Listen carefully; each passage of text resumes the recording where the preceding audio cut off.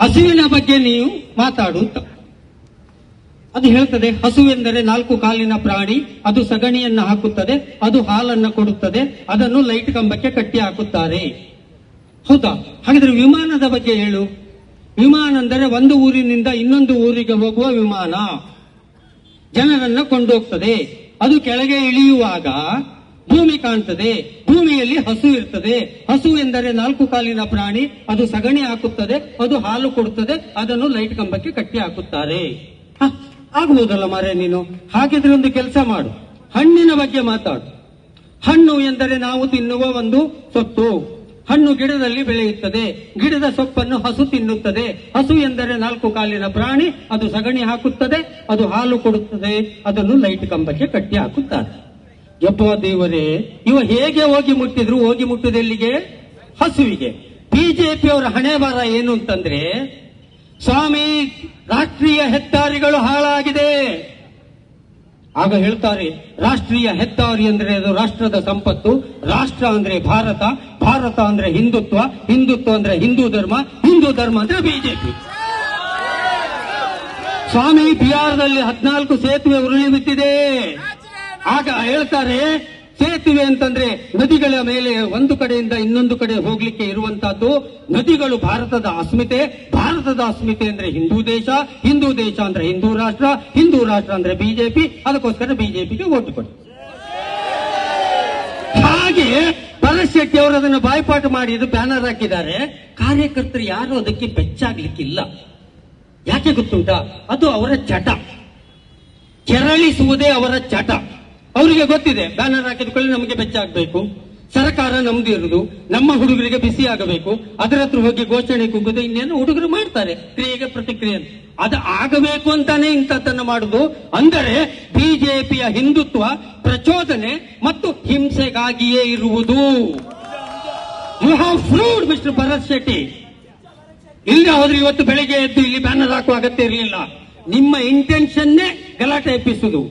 ಇವತ್ತು ಭರತ್ ಶೆಟ್ಟಿ ಅವರ ಹಿಂದುತ್ವ, ಭಾರಿ ಹಿಂದುತ್ವದ ಬಗ್ಗೆ ಮಾತಾಡ್ತಾರೆ. ವೇದವ್ಯಾಸ ಕಾಮತ್ತು ಭರತ್ ಶೆಟ್ಟರು ನಿನ್ನೆ ವೇದವ್ಯಾಸ ಕಾಮತ್ರ ಕೇಳಲಿಕ್ಕೆ ಇಚ್ಛೆ ಪಡ್ತೇನೆ ನಾನು. ವಿನಾಯಕ ಬಾಲಿಗ ಕೊಲೆ ಪ್ರಕರಣ ಆಗುವಾಗ ಎಲ್ಲಿ ಹೋಗಿತ್ತು ನಿಮ್ಮ ಹಿಂದುತ್ವ? ನಿಮ್ಮದೇ ಹುಡುಗ, ನಿಮ್ಮದೇ ಬಿಜೆಪಿಯ ಹುಡುಗ ಕತ್ತರಿಸಿ ಕತ್ತರಿಸಿ ಕೊಂದ್ರಲ್ಲ, ಯಾಕೆ ಬಾಯಿಗೆ ಏನು ಲೇಬಲ್ ಹಾಕಿ ಕೂತದ್ದು? ಇಲ್ಲಿ ಕೊರೋನಾದಲ್ಲಿ ಹಿಂದುವಿನ ಶವವನ್ನು ದಹನ ಮಾಡಲಿಕ್ಕೆ ಬಿಡುವುದು ಇರುವುದು ಇದೇ ಭರತ್ ಶೆಟ್ಟಿ. ಆಗ ಹಿಂದುತ್ವ ಎಲ್ಲಿಗೋಗಿತ್ತು? ಬಿಡ್ಲಿಲ್ಲ. ವೇದವ್ಯಾಸ ಕಾಮತ್ ಕೂಡ ಅಲ್ಲಿ ಬಿಡ್ಲಿಲ್ಲ.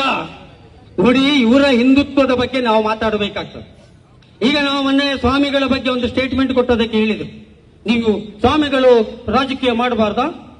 ನಾವು ಹೇಳಿದ್ರೆ ಮಾಡಬೇಡ್ರಿ ಅಂತ ಹೇಳುವುದಿಲ್ಲ.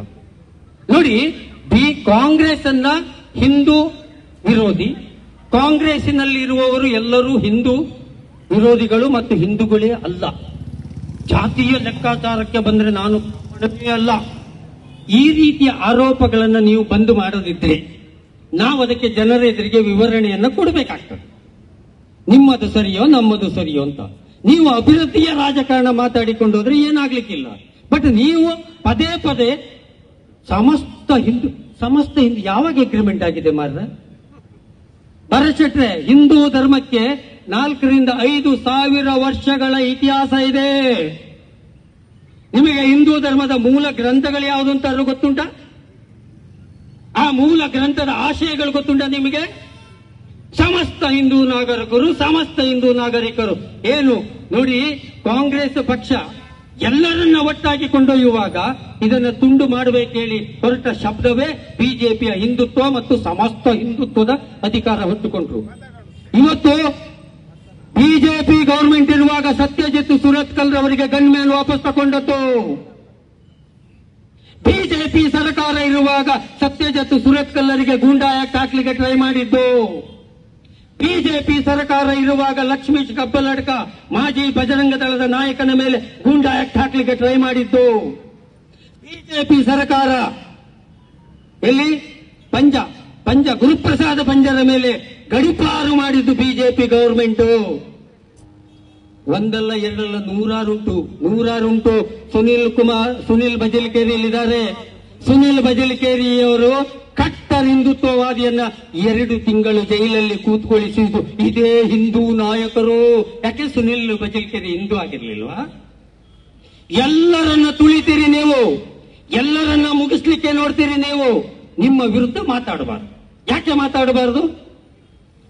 ಮಾತಾಡಬಾರದು ಅಂತ ಹಿಂದುತ್ವ ಹೇಳುವಂತದ್ದನ್ನ ನೀವು ಸಬ್ಜೆಕ್ಟ್ ಮಾಡಿದ್ರೆ ನಾವು ನಿಮಗೆ ಉತ್ತರವನ್ನ ಯಾರೇ ಮಾತಾಡಿದ್ರು ಕೊಡ್ತೇವೆ.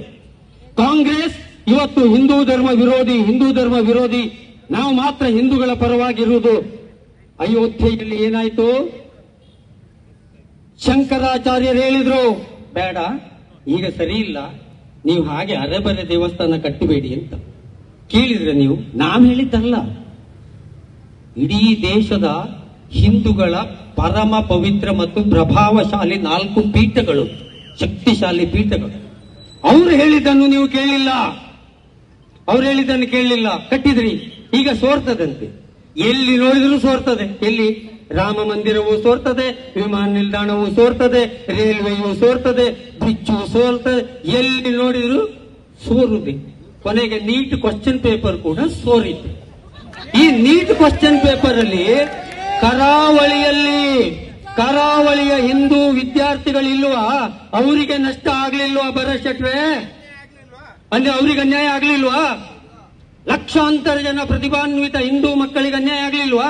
ಮುಸ್ಲಿಮರಿಗೂ ಆಗಿದೆ, ಕ್ರಿಶ್ಚಿಯನ್ರಿಗೂ ಆಗಿದೆ, ಹಿಂದೂಗಳಿಗೂ ಆಗಿದೆಲ್ಲ. ಯಾಕೆ ಮಾತಾಡುದಿಲ್ಲ ನೀವು?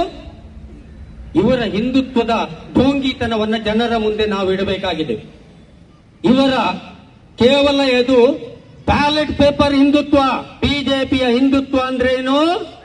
Ballot paper Hindutva.